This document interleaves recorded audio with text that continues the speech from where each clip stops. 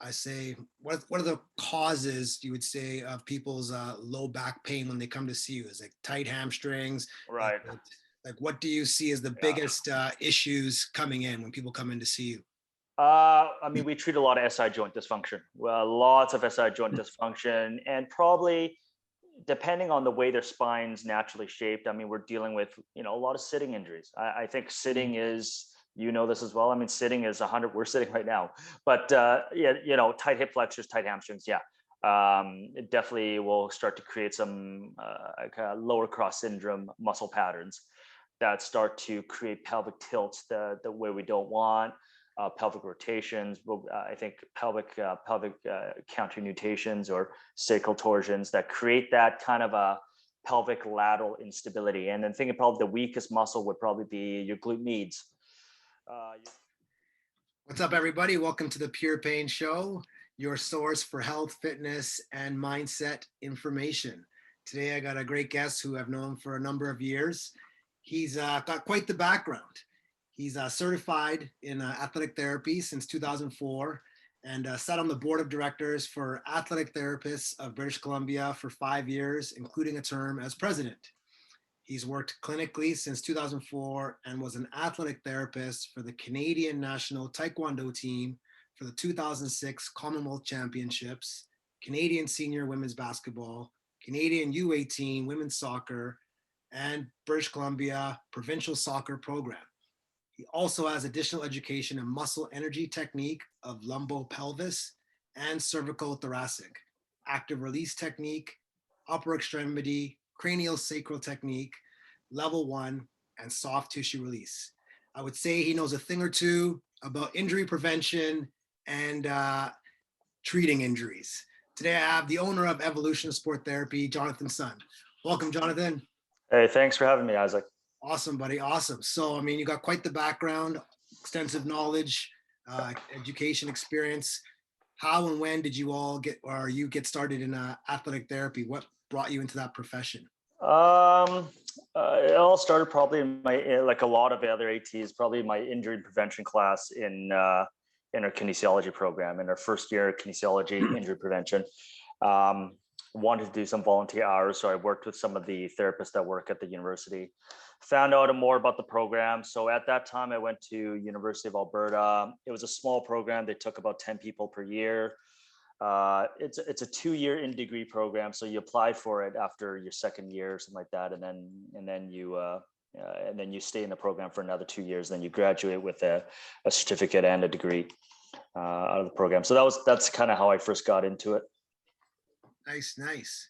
And I know you get this question all the time, but what's the main difference between athletic therapy and physiotherapy? Right. Yeah. So physiotherapists are actually trained to do quite a bit more than us. I mean, their scope of practice is much larger than us. They are more integrated into the public healthcare system as we know it. They're based mainly out of hospitals, and they'll do all facets of physical rehabilitation, all the way into outpatient musculoskeletal clinics. Which some of us go to right now. So whereas athletic therapy, we've really just taken one field or one sliver of the physio scope of practice and really just expanded on it in 2 years in our schooling. So we're hyper focused on musculoskeletal rehabilitation, function rehab, orthopedic physical assessment. So yeah, I mean, you throw me into a hospital stroke rehabilitation clinic, I will not know what I'm doing.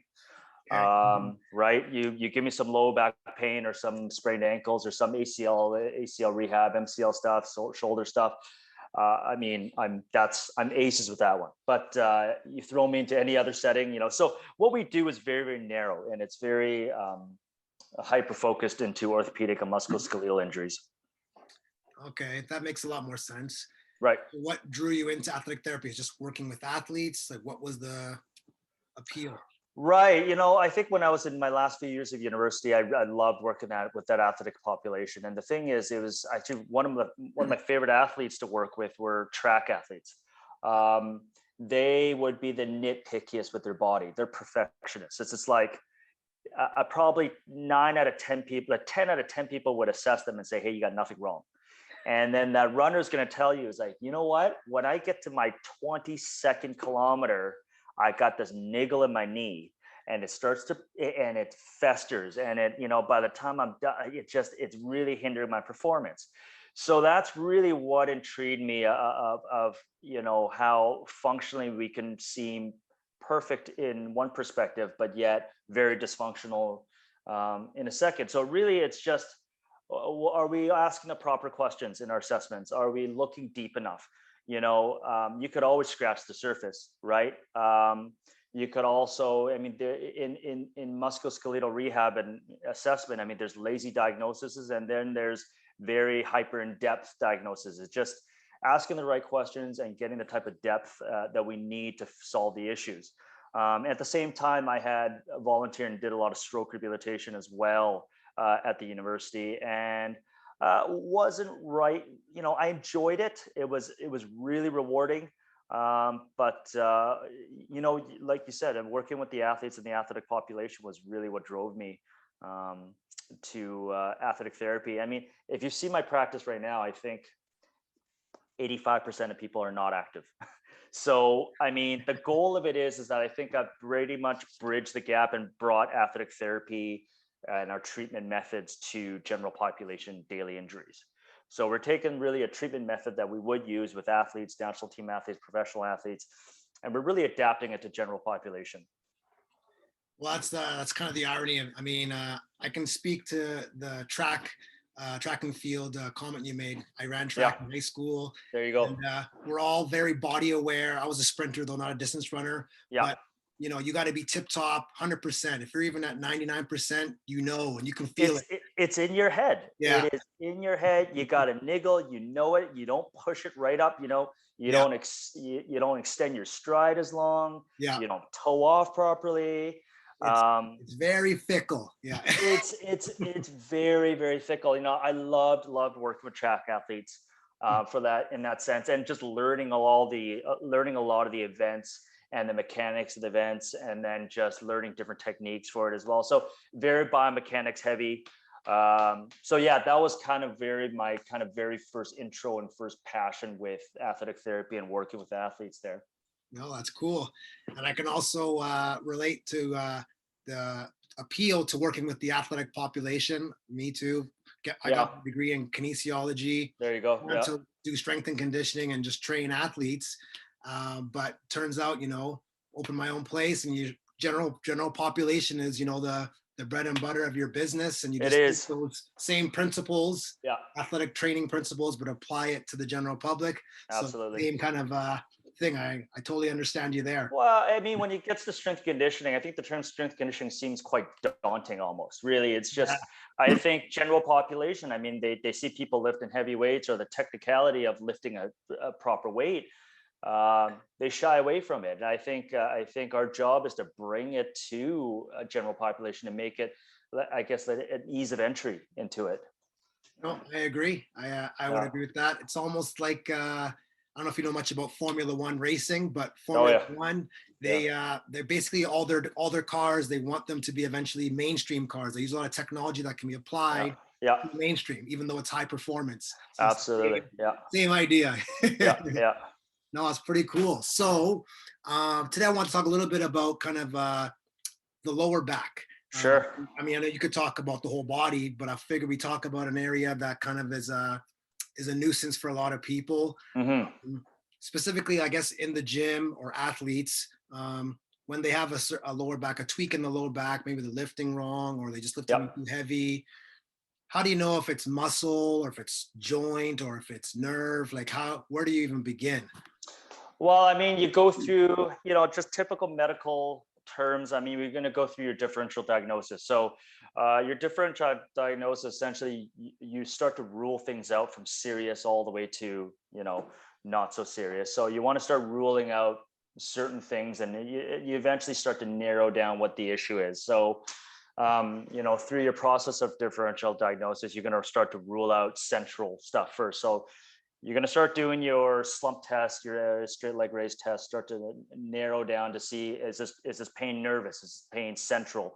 And then through your history questions, you're going to start to narrow, the quality of the pain Is it sharp pain? Does it radiate? Is it electricity? What provocates it? And with all these questions, you start to narrow down what I guess where the source of pain is coming from, whether it be soft tissue, joint, central. Now you want to rule out central first, and then you start to indicate whether it's hey, do you feel it when you're sleeping? Do you feel it when you're not moving? Do you feel it from when you're inactive into just starting active? So if you're from sitting, just standing, or does it hurt as you go move more, or does it hurt less as you move more? So typical things like it hurts right when I move, and then as I move it feels better and better. That indicates tendinopathy to me, tendinitis, because tendinitis is a chronic inflammatory issue where you're constantly inflaming and generating scar tissue on the area. And the fibrotic tissue, that premature fibrotic tissue that builds up, essentially tears right when you move again. But once you start moving, it starts to loosen up. So that's indicative of tendinopathies. So little things like that with the proper questions. And again, the depth of the questions will start to narrow down what things are and what things aren't. And then we'll move on to our orthopedic testings to really confirm or confirm our index of suspicions there. Okay. Now let's just say we're dealing with a little bit of, let's say there's a nerve issue. Yep. Generally speaking, like how long will it take to kind of alleviate that pain, return to activity? Based on, let's just say it's like a level 1 Right. runner. Right. What are we looking for, and what kind of protocol do you guys use for that? So when it comes down to lower back pain and something like a nerve, or I guess the patient would describe it as kind of a nervy radiculopathy type of pain. First things first, we've got to sort out whether it's going to be a central or peripheral nerve pinch. And we got to basically identify the pattern of the neuropathy, whether it be at the L1, L2, L3, L4, or S1 segment. Every pathway has its own pattern. So we'd have to, figure out the pattern, and we move on from there. Central, we would always, the way we treat, we're very pelvic heavy. Be it, let's just say low back. I mean, our initial treatment would always be working on the pelvis right away and alleviating symptoms at the sciatic nerve to see if there's any improvement in symptoms first. Realigning the pelvis will basically alleviates a lot of discomfort at the lumbosacral area. And it'll decrease some of that pain spasm response already.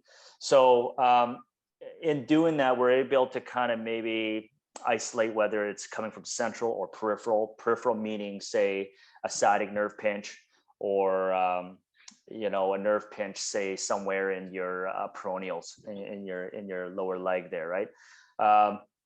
But if it's indicative of central and it's anything more serious, I think we want to send off for imaging.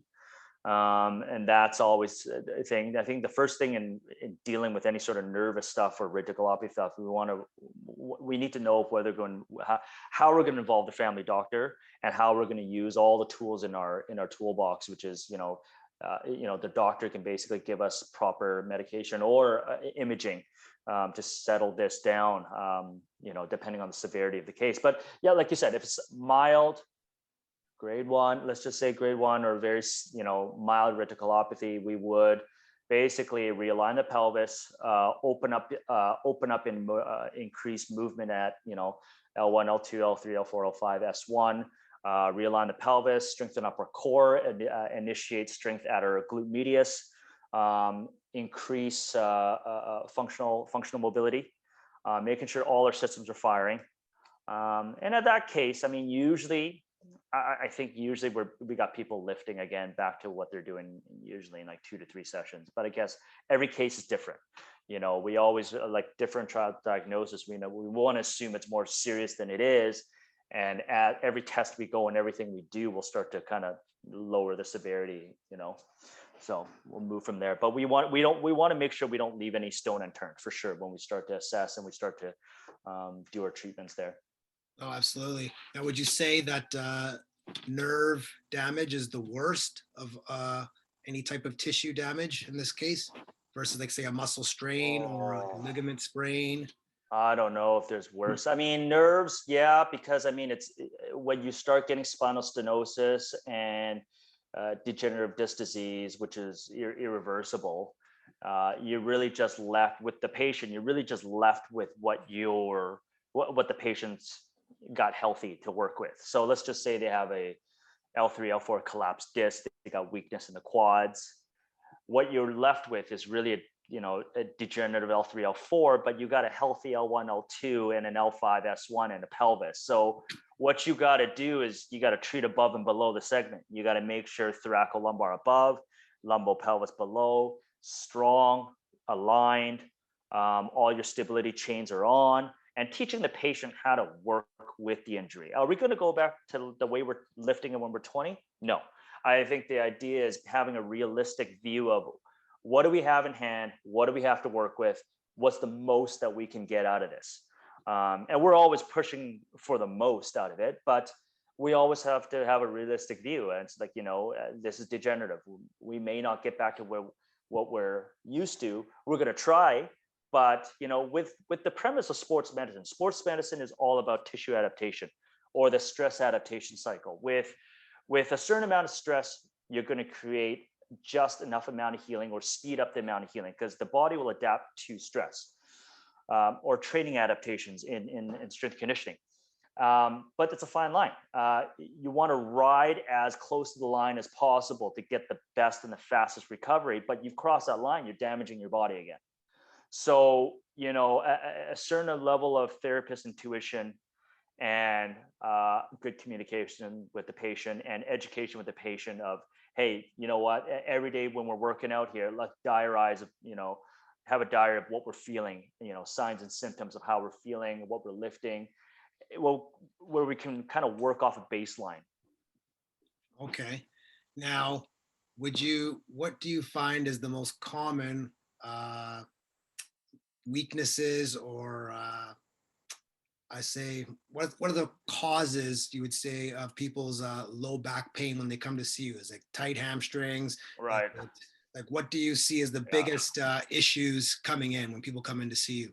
I mean, we treat a lot of SI joint dysfunction. Well, lots of SI joint dysfunction, and probably depending on the way their spine's naturally shaped. I mean, we're dealing with a lot of sitting injuries. I think sitting is, this as well. I mean, sitting is 100. We're sitting right now, but tight hip flexors, tight hamstrings. Yeah, it definitely will start to create some lower cross syndrome muscle patterns that start to create pelvic tilts the way we don't want. Pelvic rotations. I think pelvic counter nutations or sacral torsions that create that kind of a pelvic lateral instability. And then thinking probably the weakest muscle would probably be your glute medius. Your glute medius, once they're your main lateral stabilizers, they allow you to do single-legged activities. They create lateral explosiveness, lateral stability. Once that goes, what we find is that the prime mover laterally is your glute medius, and your secondary synergistic muscle is your piriformis. When your glute medius are not on, your piriformis is overactive, and your piriformis on both sides will really control the way the sacrum is sitting and moving. And when we overactivate our piriformis, that's when we start getting sciatic type pain or sciatic type symptoms. And in my cadaver anatomy course, what we learn is that 30% of the population has a sciatic nerve going through your piriformis muscle. So, the ability for your body to initiate your core, your glutes, your glute med, and your whole dynamic chain in your lumbopelvic area is really important in, reducing this nerve pain or staying away from it. But yeah, the worst causer would be probably sitting. I think a lot of us are too sedentary, or that we sit for prolonged times, especially during COVID. I mean, everybody's working out of home right now. The injury. We had a patient in probably about a month ago. Came in, his leg was just going numb on him, and we asked him, "Geez, what have you been doing?" Just like, "I've been sitting on my bed trading stocks for the past 8 months." Because I mean, I don't know if you've ever tried sitting on your bed for 8 hours, 6 to 8 hours a day. It is horrible. So this guy's legs going numb on him, and literally it within a session and a half. By the next session, he was like, "All we got to do is turn on your glutes, turn on your glute medius, turn on your hamstrings, stretch on your hip flexor, turn on your core. And all of a sudden your body starts to learn how to stand upright and stack your spine on top of your pelvis again. It's funny how fast your body forgets how to do these things. Wow. Now, is it, should people be stretching more or strengthening more? Right. Yeah. It's probably a nice balance of both. And I think it really depends on your person. There's some patients that err on the side of instability, where they're naturally very lax, loose jointed, but they feel a lot of spasm there. And the thing is, these types of people are like, they're very unstable, they're very flexible, and it's like any position they stay in for too long, they'll kind of slide into that position. So that's a real weakness, but it displays itself as tightness and muscle spasming. So when I go and stretch them, they're like, whoa, they got a lot of flexibility, but then their muscles are spasming all the time. So those patients I find are the most difficult to treat, because we got to realign, and we really got to re-educate the patient on how to strengthen up their body and how to learn how to get their dynamic chains fired up, their slings fired up. Whereas some people are overly tight all the time. Their joints are tight, their muscles tight, and those guys need a little bit more flexibility. So the idea is, I think you need a good balance of stretch, strengthen, and mobility. Okay. Now, when you say stretch versus mobility, is there a difference, or is there a significant difference there? Yeah. So, I mean, stretching is really how far the joint can go. And you're trying to stretch through there, and you're trying to stretch the soft tissues around the joint to get there. Mobility is your ability to actually move through the joint range of motion. So mobility involves a certain amount of dynamic patterning through there. So, I mean, so mobility drills are super important to kind of teaching your body how to move and the quality of the movement, more so than just doing the maximum motion. If somebody's very lax or loose jointed already, stretching is going to do nothing for them, but mobility patterning is going to be everything for them. Learning how to do the motion properly with muscle co-contractions. Okay, that makes sense. So are there anything over the years that you see kind of as red flags, like, okay, whatever you do, just stay away from these exercises? Is there any like major things, like just don't do that? It's tough, because we never say no to any exercise, because it means repeat business. Hey, you're an honest man. That's No. I'm an athletic therapist. I mean, my goal, traditionally our job is, on a field, there's really two sides to athletic therapy. We're either on the bench, on the sidelines with the football team, on the sidelines with the rugby team, or behind the bench with hockey. I mean, our job literally is to keep you in sport, to keep you going. And if I'm telling you or pulling you out of sport and I'm saying, hey, you can't do this, I'm a shitty athletic therapist. Then that means I'm not very good at my job, or I didn't do a good job for you. So I think I always say no. There's nothing I tell people to stay away from. I think if anything, I help educate into what their body can and can't do, and we'll do some form of it. And every patient's a little bit different. Let's just say we've got a double ACL patient that wants to live life with no ACL reconstruction surgery, but they want to go back to skiing. Right. So, well, we'll strengthen them up for it, but are we going to do double blacks anymore? Probably not. Right. So we'll probably do some custom bracing for the knee. We'll strengthen up their core, their glute medius, their hammies. We'll probably run them through a bunch of dynamic exercises to make sure everything would work. And we'll probably still ski, but we'll kind of, drop it down to, say, greens, work our way up to blues, but being cognizant of where our boundaries are, what your body can do now with what we're given with the injury, right? So with every injury, it leaves us changed, and we're never really quite the same. We try to, and we're going to push your body to try to get back there. But I think the adaptability of our body and the adaptability of our rehab program needs to, work with what you're given there. Okay, fair enough. How important is doing core or ab work to strengthening your lower back? I always say Hmm. that, oh, low back, strengthen your core, more planks, more Right. abs. Right. It's important. In my opinion, it's gonna be polarizing though. I think it's overblown. I think it's a piece of a puzzle, but not the entire puzzle. So I think especially new therapists coming out, I think they get taught in school, everything is core. Um, I'm more of an advocate of moving through dynamic motions, dynamic mobility drills with initiating core. And only if your lumbopelvic, if this is lumbar specific, let's just say your lumbopelvic region is neutral, stable, and mobile. Because if not, your body's just going to be adjusting. Let's just say you got a patient with a big pelvic malalignment, you got a right anterior rotation, you got a pubic symphysis upslip, you got sacral torsions. There is no way in hell your core will contract properly when you need it to contract, because structure dictates function. And if the structure is not there, you can't expect function to be working properly at all. So I think, we need to tap into our medical professionals, say athletic therapists, physiotherapists, chiropractors, making sure our body can do the range as it's supposed to do first. Develop some strength around it. Then you integrate core into your dynamic mobilities, into the exercises that we do. But let's just say they come back with low back pain and hey, we're going to work on core and some stretching. That's not going to do it. So core is important. I would say it's the linchpin to maybe jumping up to the next level, but really I wouldn't say it's the most important thing. I think it's important amongst a basket of things we do, but and I wouldn't weigh one thing more important than the other. I think all things got to do. I think we have to. It's really a sum of all the parts.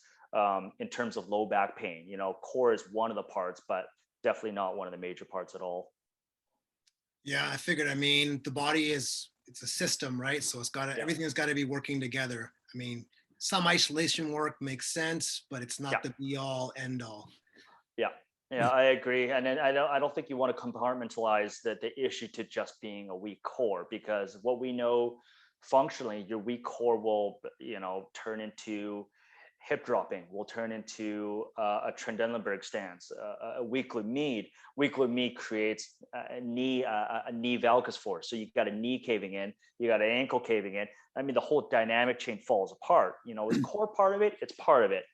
But I would say pelvic alignment first, glute med second, then we do core, and then we start connecting the kinetic chain through there. All right. Makes sense. Yeah. Ice and heat. When? Right. Which one is better, and when do you use them? Oh, so much different, I guess, studies nowadays saying ice is kind of useless and all that stuff, right? So simple rules: ice at any given time, used properly. So 10 minutes on, you don't leave and the thing is, you have a layer of ice between the skin and the ice. Ice at any given time really won't be bad. Ice is going to slow, it's going to slow your neural pathway, so it dulls down the pain. It's going to dull some pain down. It's going to dull some inflammation down. But what we know is compression is going to be more important at an acute injury. So really it depends on your stage of injury. Chronic, you want heat. You want more blood flow. You want more healing. Acute, you want ice. Subacute, you can do a combination of both. But my rule of thumb really is ice at any given time. The question was, if I had to choose one for any injury, ice at any given time really won't, be detrimental to the injury. But if you apply heat during the acute phase, it's going to flare it up a little bit more. So, if in doubt, ice first, but really compression more important, and then heat for chronic injuries. Okay. And then in terms of ice baths, because a lot of athletes do that. Right. So is that still in context, or? I fucking love ice baths. Okay. For I can't, it's just, I know some people are out there with the new research. These kids coming to university are like, oh no, ice sucks. You don't want to use ice. All the new research says it's no good. Man, when I was working with national women's basketball team, it was 2004 Athens Olympics, but the national women's team did not qualify. So we ended up doing a training camp with Team Japan, prepping Team Japan for the Athens Olympics. So we did it out at Trinity Western and Langley. So we had 2-a-days with these girls. And these girls all kind of took time, they're in season. They were either playing pro overseas. They were either playing pro overseas. They were NCAA athletes or CIS athletes. And we were doing 2-a-days, and their legs, their hamstrings, their whole lower bodies would just be shot. And I mean, ice bath, maybe not so much the ice, but maybe the water pressure really helped recovery. So I think the evolution of the ice bath is probably stuff like the Normatec systems. Now, I don't know if you know what the Normatec systems are, but these big giant compression sleeves that do ice water through that compress it, right? So I think what works best about the ice baths is really the water compression. It causes vasoconstriction, and it just basically increases your recovery and brings all the blood back to your heart, and promotes healthy blood flow back to your peripherals and increases your recovery. So honestly, man, if I was back, I haven't worked field events, or I haven't worked with a team since 2007. It's been a long time, but I mean, if we're be given a team of athletes again, I think I would still be using ice baths. I don't know if it's just the old head in me now, but I would still be using ice baths personally, unless I had one of those Normatec systems, right? But I mean, those systems are quite expensive. Okay, fair enough. So for recovery purposes, the ice Yeah, bath is still a great love it. movie. Love it. I mean, your body's sore and achy from training session. You've got, this is given, you're in a proper periodized training program here. I mean, you've got your recovery days, you're doing your active recoveries, and definitely helps in recovery. Or hey, do some active recovery in the pool. What we know is that the compression from the water really does help it. So yeah, do some active recovery in the swimming pool.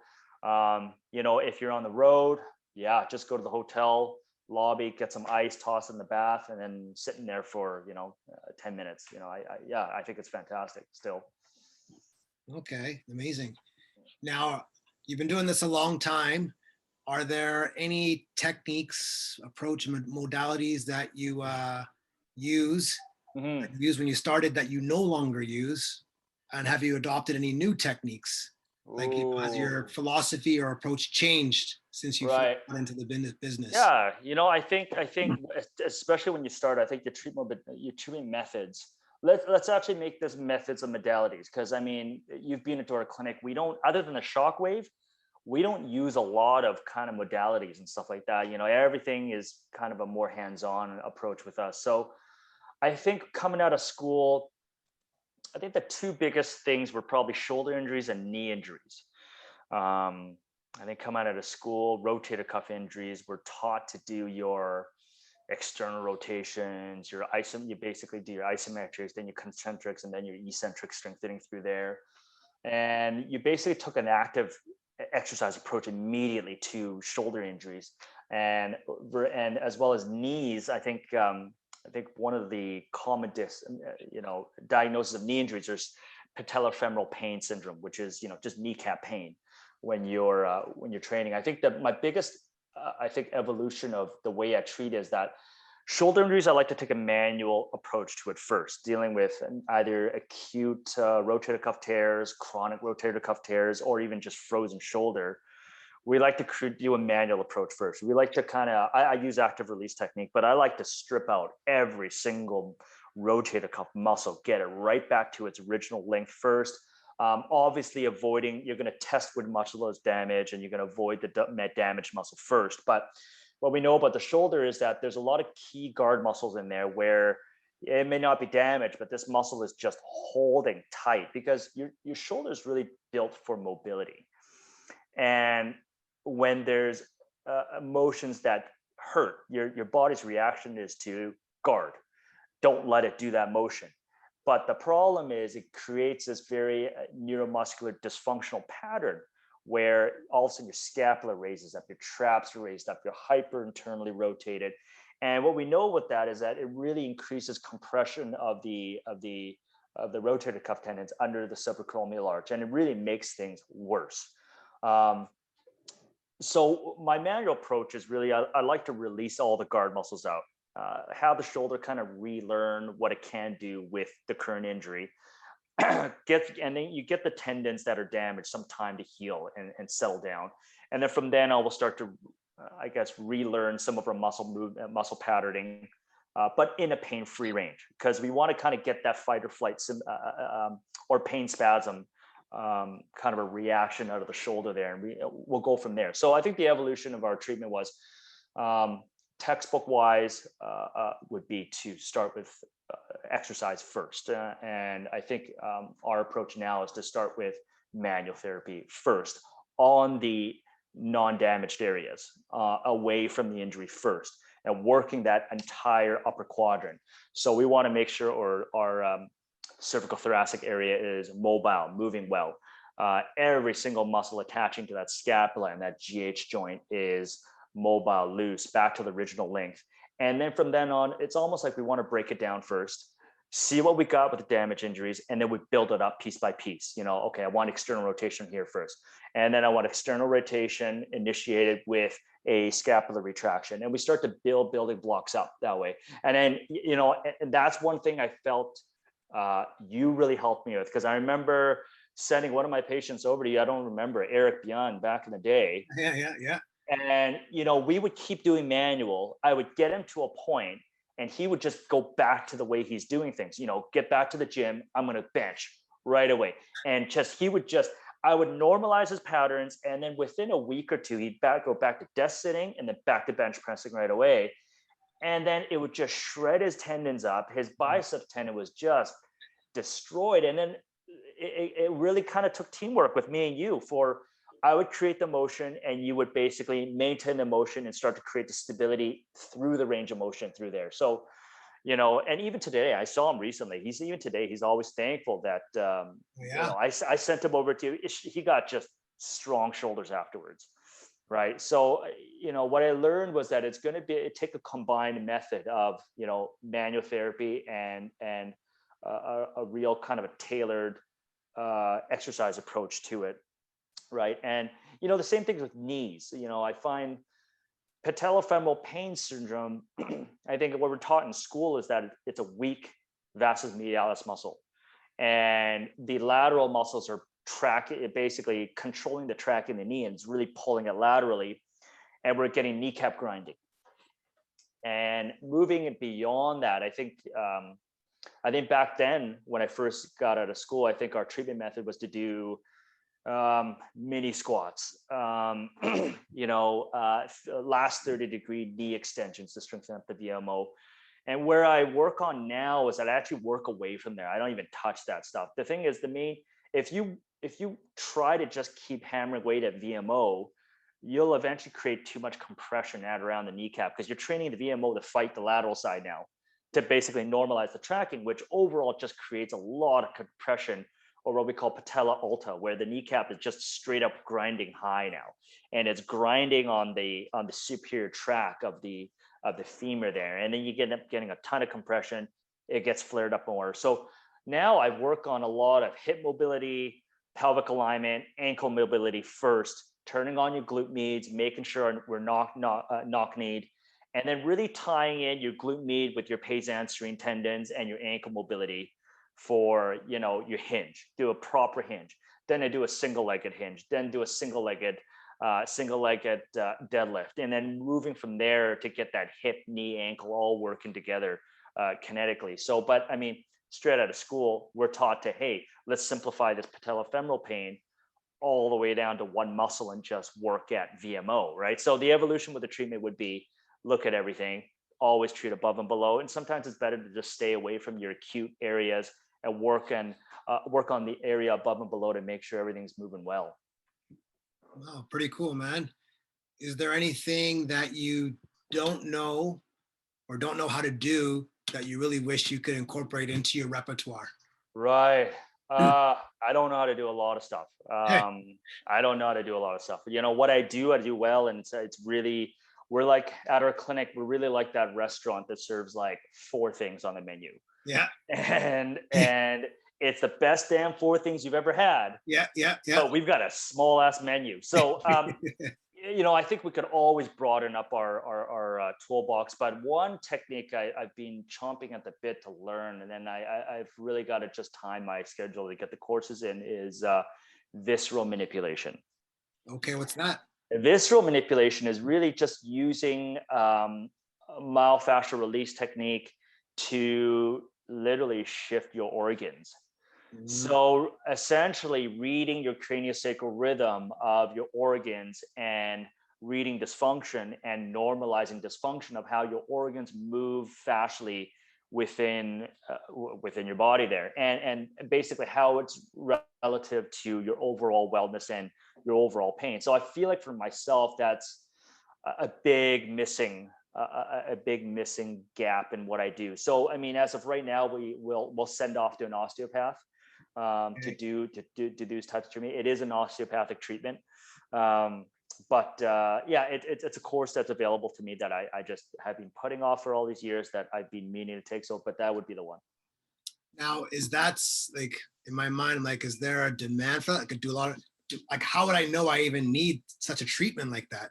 You don't, but that's a thing. Okay. You wouldn't know, but what happens is it's I think it's techniques, stuff like that, that's going to really elevate our clinic to to really think deeper, think outside of the box. We're athletic therapists. We are definitely not on the mind of the normal consumer or the normal patients outside. The first 3 people they see is always the massage, the physio, the chiro.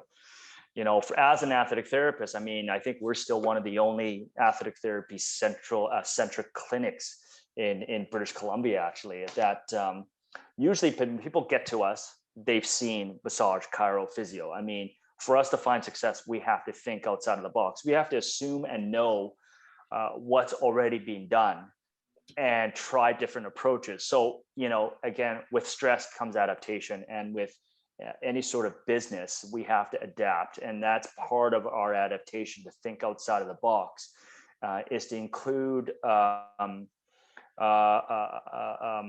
treatment methods like craniosacral therapy, visceral manipulation, using ART, but using along with our Thomas Myers anatomy trains fascial lines. So little things like that to really think above and beyond. Because I mean, every patient coming in, we want everybody having a specific feeling when they walk out. We want them to feel a sense of well-being. They want to feel their body neutral, balanced, strong, and body aware. And it's part of the whole education process, really connecting all the systems of the body together. And visceral manipulation is a system I haven't learned to connect with my treatments for my patients yet. Very interesting. I mean, I'm sure one day I'll be a patient and be on the receiving end of something like that.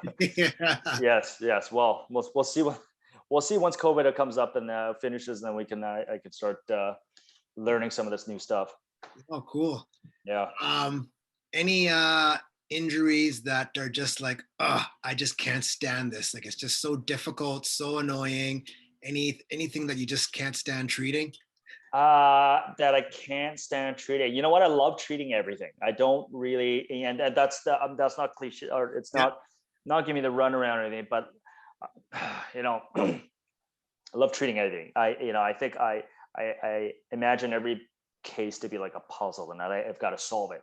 It could be chronic headaches from an old whiplash injury, and my treatment could take me all the way down to the sacrum. That's basically stabilize the sacrum and then build it all the way back up to the top, to basically work it from that way. So really, there's nothing I really hate treating. But if there's a stubborn injury that I probably fail at a lot, okay, Decrevane syndrome. So I don't know if you've ever heard of Decrevane syndrome, but it's tenosynovitis of the thumb. Oh, And I know if you look at here, so you've got something called the anatomical snuff box right there. And it's basically, there's a tendon sheath that wraps two tendons in there. And essentially it's an overuse of this thumb that it basically binds the two tendons together, and literally the person can no longer move it. And usually we don't see this injury until it's like way too late, really bad. This person's been living with it forever. And at that point, my success rate is so low with it. I mean, I'm working on radial head, distal radial styloid. I'm trying to mobilize all the carpal bones, strip out all the tendons, create all the mobility in the world. But I've got this fibrotic tissue that's built up from stress inside that tendon sheath, binding this tendon down. And I'll tell you, probably about 50% of my patients probably end up getting a cortisone shot in it afterwards to recover. So I'd say those ones are literally the toughest. I mean, in about 3 to 4 sessions, if it doesn't, create any sort of relief or improvement, I always send them off to the family doctor, and they get sent off to the plastic surgeons, and they get cortisone shots. So that one's I'm pretty realistic for my patients. I'll just straight up tell them, this has just been way too long. I don't think we can treat this. I mean, if they're not, and we use shockwave in there as well. And I mean, if the shockwave, and it's a 50-50 for these injuries. Shockwave sometimes breaks it down, gets it moving. We get about 80% improvement out of it, but half the other patients it doesn't work. It gets worse. So you'll see this a lot with desk job people, where they're constantly typing. It's that thumb space button muscle that they're always typing, working on it, and that's been a bane of my existence at the clinic. So lately with COVID, we have gotten a lot of those, a lot of hand numbness, a lot of carpal tunnel, a lot of elbow pain, and this being one of the few injuries we've seen over COVID. oh, fair enough. That's a unique one. I've never encountered it or seen it.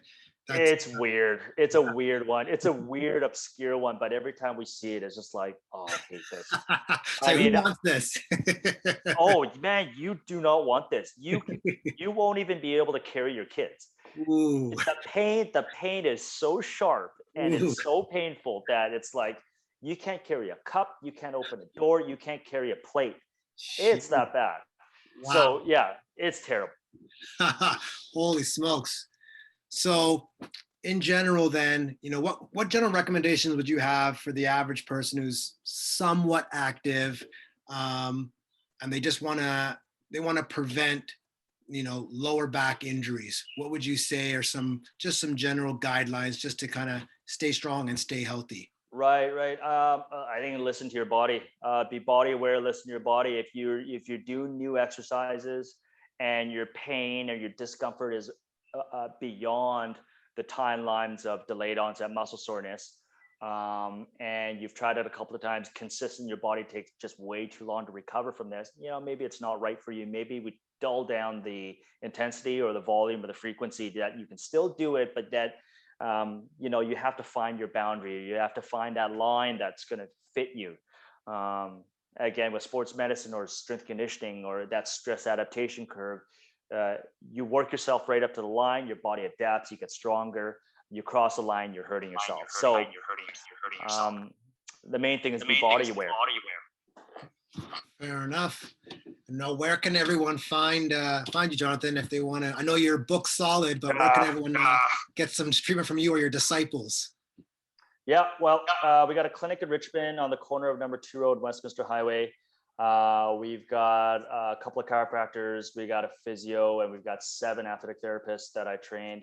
And then we got a clinic out in Kerrisdale in Vancouver there, around West 41st and East Boulevard area there. Awesome, man. Thanks again for taking the time to talk, Jonathan. You're a wealth of knowledge. We can go on all day. We could just pick a body part and just go deep. Appreciate you taking the time, and we'll connect again real soon. Excellent. Okay, excellent. Take care. Thank you so much. Awesome. See you soon.